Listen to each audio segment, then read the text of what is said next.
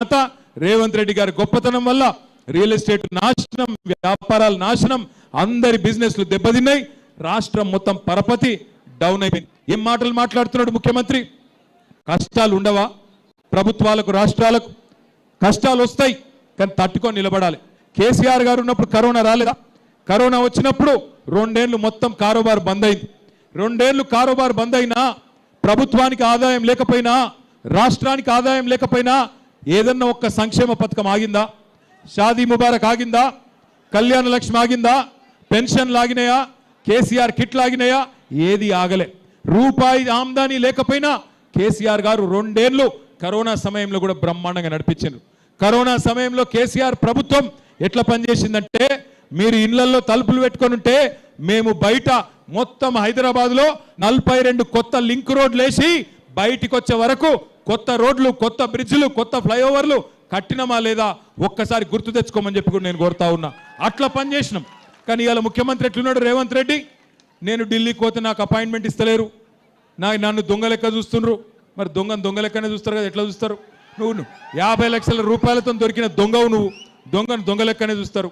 నాకు అపాయింట్మెంట్ ఎందుకు ఇస్తలేరంటే చెప్పులు ఎత్తుకపోతాడేమో అని భయపడుతుర్రు. ఇక ఇట్లా మాట్లాడినా ఎవడన్నా ఇస్తాడా పైసలు? మనకు ఎవడన్నా పెట్టుబడులు పెడతాడా? పరిశ్రమలు వస్తాయా? మన పిల్లల కొలువులు వస్తాయా?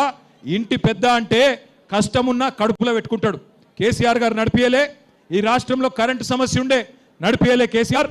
కరెంటు సమస్య పరిష్కారం చేసిండా లేదా కేసీఆర్ గారు? అది వరకు జనరేటర్లు ఇన్వర్టర్లు ఉండేనా లేకుండా? కేసీఆర్ రాకముందు మంచి ఇళ్ళకి బాధ ఉండేనా లేకుండా? కేసీఆర్ గారు వచ్చినాక సమస్య పరిష్కారం చేసిండు కదా. మరి నీకేమైంది? ఇవాళ 2 ఏళ్ళైంది రేవంత్ రెడ్డి గారు వచ్చి.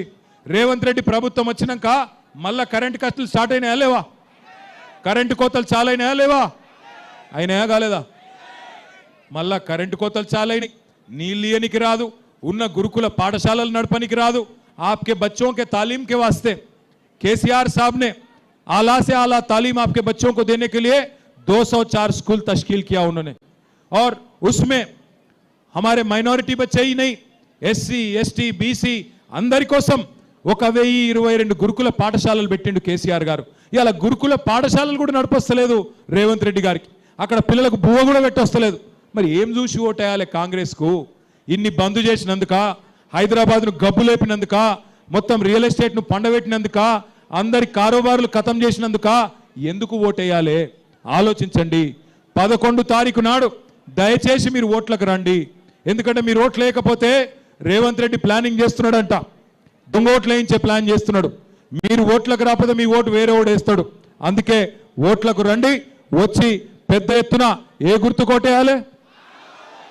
అక్కడ నిల్చున్న అక్కలు చెప్పాలి నాకు. ఏ గుర్తు కొట్టేయాలి మనం? కారు గుర్తేనా? పక్కానా? 100%? సునీత గారు పక్కా గెలుస్తున్నారా? అనుమానం ఏం లేదా? Thank you. మీ అందరికీ నమస్కారం.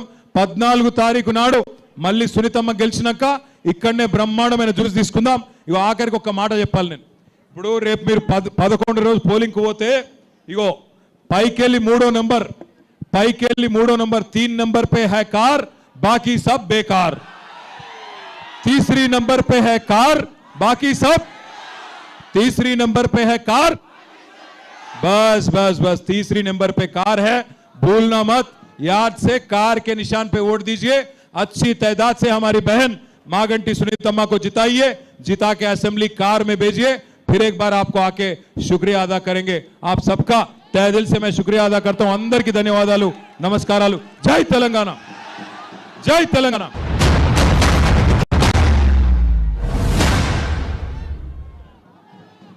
మా నాయకులందరికీ థ్యాంక్ యూ.